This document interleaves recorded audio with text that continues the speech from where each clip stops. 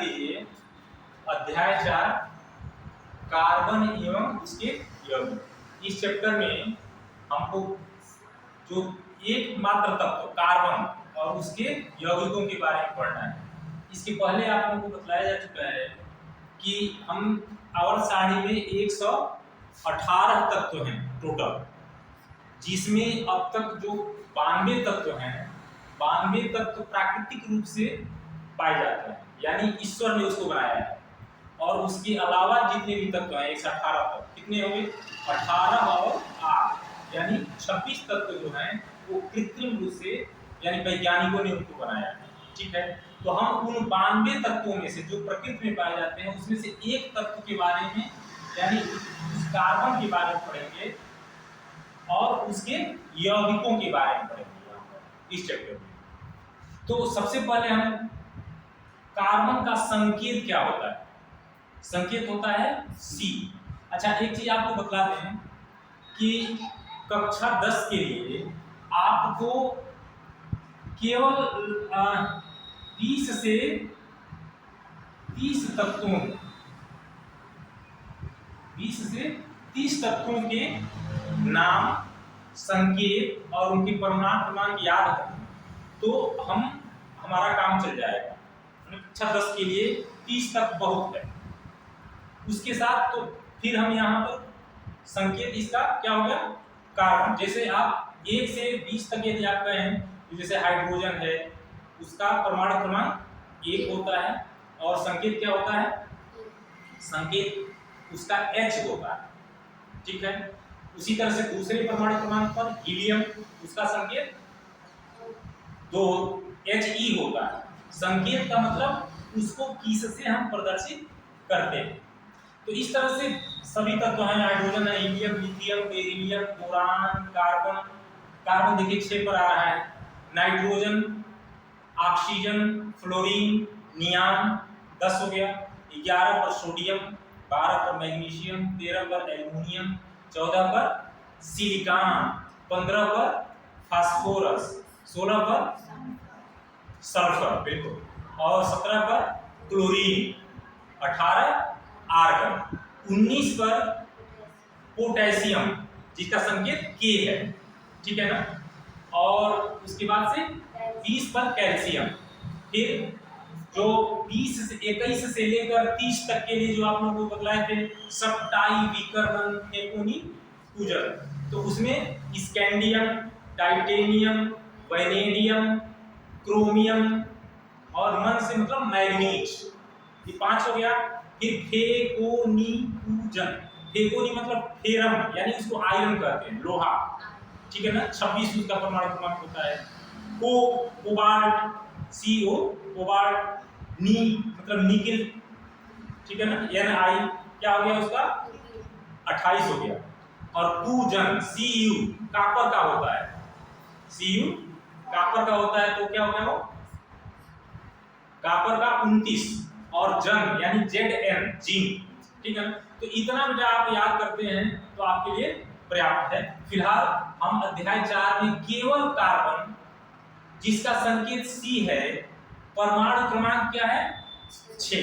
अच्छा, अब यहाँ पर यदि आता है कि परमाणु क्रमांक किसे कहते हैं तो उसको हम कह सकते हैं कि किसी भी तत्व के परमाणु, अच्छा सभी तत्वों के परमाणु, अलग अलग तत्वों के परमाणु अलग अलग होते हैं, इसीलिए उनका परमाणु क्रमांक भी अलग अलग है।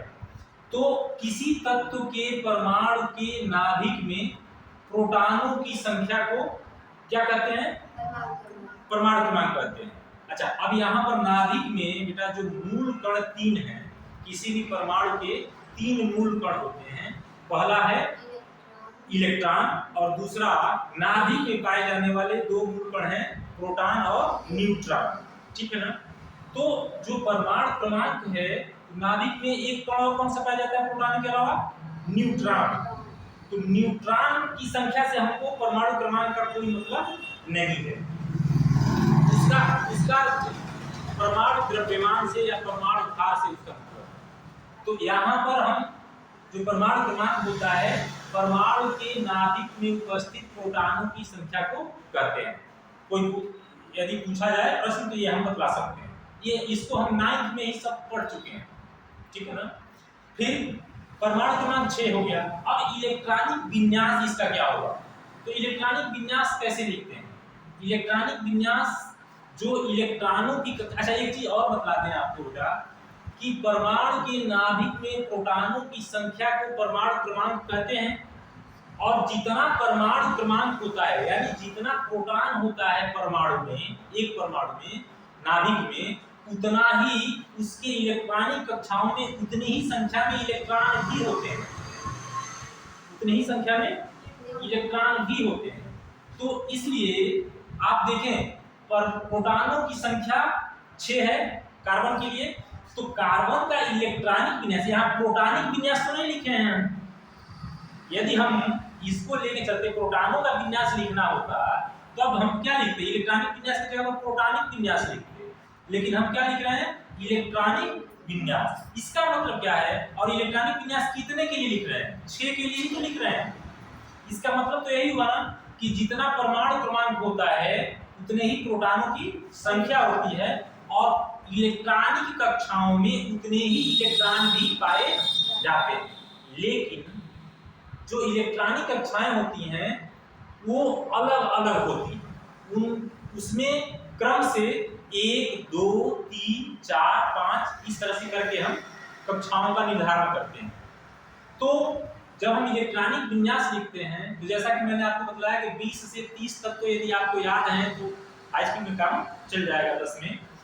तो यहाँ पर हम 20 तक के इलेक्ट्रॉनिक विन्यास को दर्शाए हुए हैं, यानी यहाँ पर क्या है 20 तक तत्वों के जो परमाणु क्रमांक हैं उनका इलेक्ट्रॉनिक विन्यास लिखने का मतलब यहाँ देखिए ध्यान से कि पहली कक्षा में कितने इलेक्ट्रॉन अधिकतम हो सकते हैं? 2। दूसरी कक्षा में अधिकतम 8 हो सकते हैं। यहाँ पर तीसरी कक्षा में भी अधिकतम 8 हो सकते हैं, और चौथी कक्षा में 2 हो सकता है। ये सिर्फ 20 तक के लिए है। वैसे इसका सूत्र होता है 2n²। जैसे n का मतलब 1 2 3 4 5। तो अब यदि आप मान लीजिए लिखे यहाँ पर 2n² लिख दिया आपने, तो यदि 1 के लिए आप लिखना चाह रहे हैं तो 2 गुणा 1 पर घात 2, तो 1 पर घात 2 का मतलब क्या? 1 ही हो जाएगा, और 2 में 1 का गुणा करोगे तो कितना होगा? 2 में 1 का गुणा करने पर 2 होगा। तो उसी तरह से दूसरे के लिए यदि आप करना है दूसरी कक्षा के लिए, तो इसमें इलेक्ट्रॉनों की संख्या कितनी हो जाएगी? इसमें इलेक्ट्रॉनों की संख्या 2 गुणा 2 पर घात 2, तो ये 2 गुना 4 और 4 गुना 8। तो आप देखो यहाँ पर पहले कक्षा में हम 2 लिखे हैं, दूसरी कक्षा के लिए 8, लेकिन यहीं पर यदि आप तीसरी कक्षा के लिए देखो तो तीसरी कक्षा के लिए इलेक्ट्रॉनों की संख्या 2 गुणा 3 पर घात 2 हो जाएगा। तो यहाँ पर 3 पर घात 2 का मतलब 3 3 का 9, और 9 गुना 18, तो ये 18 हो जाएगा। लेकिन यहाँ पर अब तुम लोग कहोगे सर यहाँ पर तो आप 8 ही लिखे हैं, तो यहाँ पर आपको बेटा इसका इलेक्ट्रॉनिक विन्यास लिखने का नियम अलग है। तो हम आपको सहूलियत के लिए सिर्फ 20 तक के लिए बतला दिए हैं कि यदि मान लीजिए 1 से 20 तक का आपको इलेक्ट्रॉनिक विन्यास लिखना है तो आप 2 8 8 2 करके लिख सकते हैं। जैसे एक उदाहरण के लिए मैं बताऊं, जैसे एल्युमिनियम का परमाणु क्रमांक कितना होता है? 13 होता है। तो अब 13 को लिखना होगा तो हम कैसे लिखेंगे? पहली कक्षा में 2 लिख देंगे, दूसरी कक्षा में 8 लिख देंगे, 2 8 10, कितना बचा? 3 बचा। तो अब तीसरी कक्षा में 8 9 लिख के क्या लिखेंगे? केवल 3 लिखेंगे। तो ये अब ध्यान दीजिए यहाँ पर तीसरी 2 8 3 हो जाएगा, किसका? एल्युमिनियम का। तो हमको फिलहाल उन सबों की जरूरत नहीं है, फिलहाल हमको कार्बन के लिए इलेक्ट्रॉनिक विन्यास 2 और 4 लिखना है। तो आपको ये समझ में आ गया होगा क्या कि जितने प्रोटॉन होते हैं उतने ही इलेक्ट्रॉन होते हैं, इसलिए ही हम इलेक्ट्रॉनिक विन्यास लिखते हैं उतने ही संख्या का। जैसे परमाणु क्रमांक 6, प्रोटॉनों की संख्या 6, इलेक्ट्रॉनों की संख्या भी 6, इसीलिए हम इसकी पहली कक्षा में 2 इलेक्ट्रॉन भरते हैं और दूसरी कक्षा ही इसकी बाहरी कक्षा है तो 4 हो। क्लियर? अब देखिए संयोजकता। अब कार्बन की संयोजकता क्या होती है? 4। क्यों 4 होती है? तो अब कोई पूछे आप संयोजकता किसे कहते हैं? तो सामान्य रूप से बाहरी कोश में किसी भी परमाणु का जब हम इलेक्ट्रॉनिक विन्यास बनाते हैं, जैसे 2 8 3 लिखे थे एल्युमिनियम का, तो सबसे बाहरी कोश में उसमें कितने इलेक्ट्रॉन होते? 3। इसका मतलब कि इस बाहरी कोश में पाए जाने वाले इलेक्ट्रॉनों की संख्या को क्या कहते हैं? संयोजकता कहते हैं। तो एल्युमिनियम की संयोजकता कितनी हो जाएगी? 3। सबसे बाहरी कोश में 3 आया था ना, तो उसी तरह से यहाँ पर बाहरी कोश दूसरा ही है, तो सबसे बाहरी कोश में कितने इलेक्ट्रॉन है? 4। तो इसकी संयोजकता 4 है। अच्छा, सबसे बाहरी कोश को बेटा हम संयोजी कोश भी कहते हैं। क्या कहते हैं? संयोजी कोश कहते हैं, क्योंकि जब एक परमाणु दूसरे परमाणु से संयोग करता है यानी जुड़ता है, तो वह बाहरी कोश के इलेक्ट्रॉन ही आपस में या तो साझा करते हैं या एक दूसरे को आदान प्रदान करके एक साथ जुड़ते हैं। ठीक है, तो यहां पर अब संयोजकता हो गई 4। अब एक प्रश्न आता है कि कोई तत्व के परमाणु जो होते हैं आपस में जुड़ते क्यों? क्या है ना भाई, संयोजकता 4 हो गई, बाहरी कोश में इलेक्ट्रॉनों की संख्या को कहते हैं, तो जुड़ते क्यों? तो उसका जो उत्तर होगा वह ये होता है कि संयोजकता जब 4 है, तो बाहरी कोश के इलेक्ट्रॉन जो होते हैं बेटा, जब भी किसी भी परमाणु का जब हम इलेक्ट्रॉनिक विन्यास लिखते हैं, तो बाहरी कोश के इलेक्ट्रॉन 8 होने चाहिए। इसको हम अष्टक रूल कहते हैं, अष्टक नियम। क्यों ऐसा है? क्योंकि आप जो कोई भी परमाणु अपने निकटतम यानी अपने नजदीक के अक्रिय गैस की संरचना प्राप्त करना चाहता है, अपने नजदीक के अक्रिय गैस की संरचना प्राप्त करना चाहता है। तो अब इसमें अक्रिय गैस इसके नजदीक कौन सा है? किसके? कार्बन के।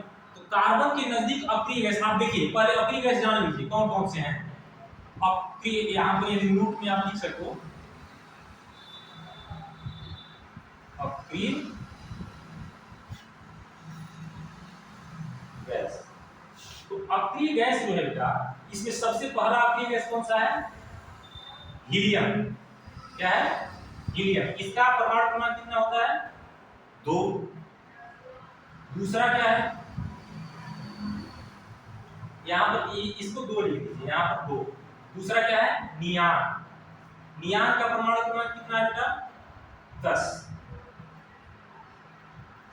तीसरा अक्रिय गैस हीलियम, नियान, आर्गन, इसका परमाणु क्रमांक कितना है? 18। चौथा क्या है?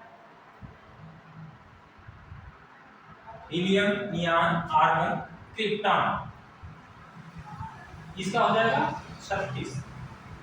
अब इसके आगे और भी होते हैं, जैसे चौथा है, 5वां हो गया आपका क्रिप्टॉन, जेनान और रेडान, 6वां हो गया रेडान। तो हमको इनकी जरूरत नहीं है, हमको 3 तक में ही काम चल जाता है। ठीक है ना? तो इतना जानिए, हीलियम की परमाणु क्रमांक कितना है? 2, नियान का कितना है? 10 और आर्गन का 18। अब जरा देखिए यहाँ पर 2 4 इसका ध्यान दो, यहाँ पर 2 और 4 पर इलेक्ट्रॉनिक विन्यास हमने लिख दिया।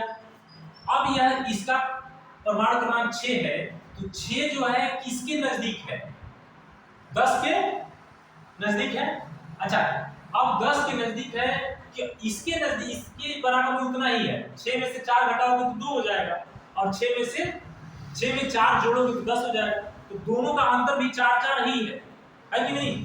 तो तुम लोग ये प्रश्न कर सकते हो कि सर ये 4 निकाल भी सकता है इसकी संरचना प्राप्त करने के लिए, लेकिन ऐसा नहीं होता। क्यों नहीं होगा बेटा?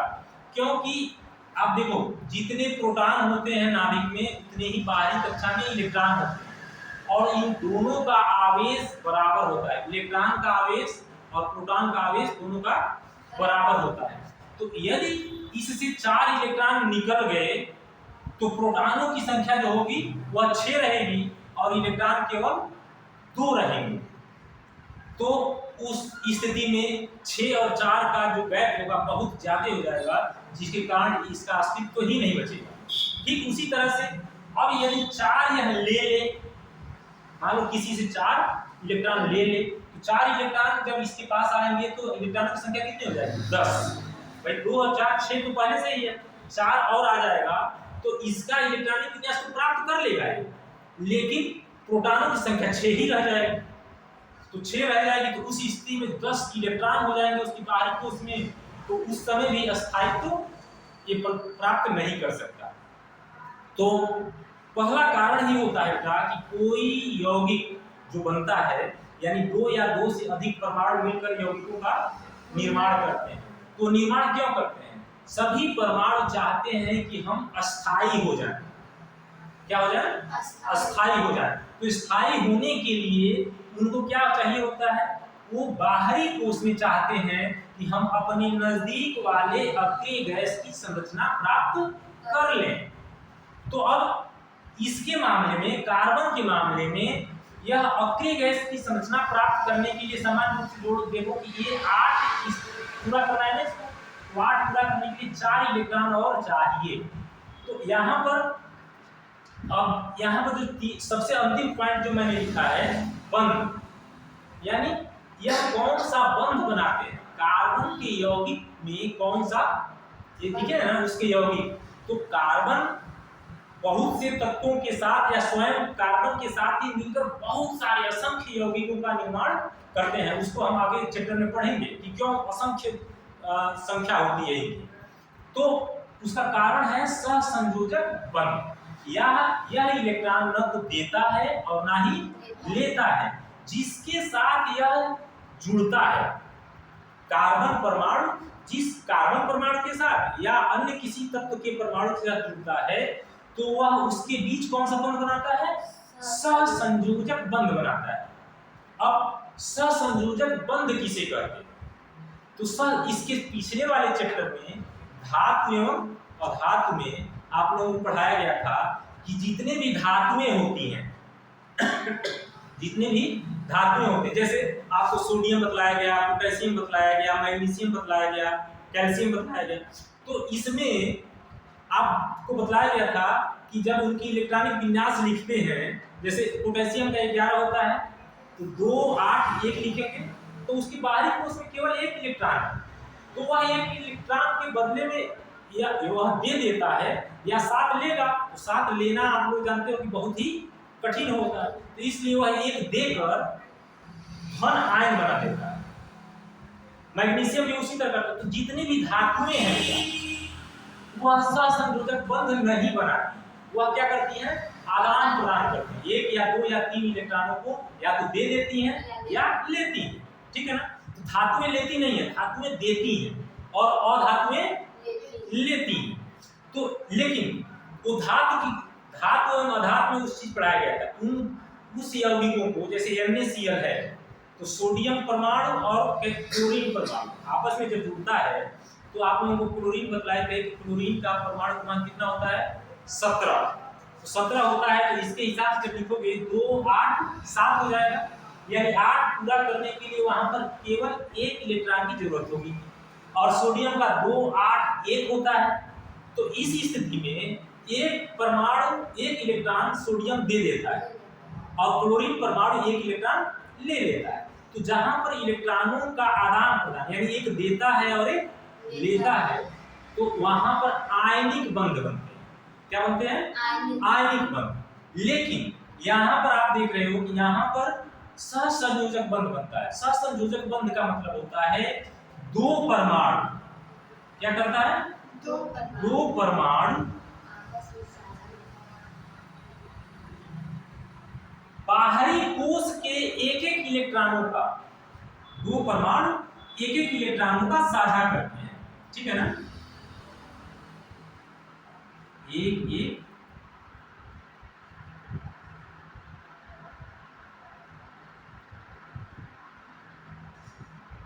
इलेक्ट्रॉनों के साझा से बनता है, ठीक है ना। तो सहसंयोजक बंध को यदि आप पूछा जाए आपसे कि सहसंयोजक बंध कैसे बनता है, तो सहसंयोजक बंध में 2 परमाणु अपने संयोजकता कोष कौन सा है? बाहरी कोष। संयोजकता कोष को बाहरी कोष क्यों कहते हैं?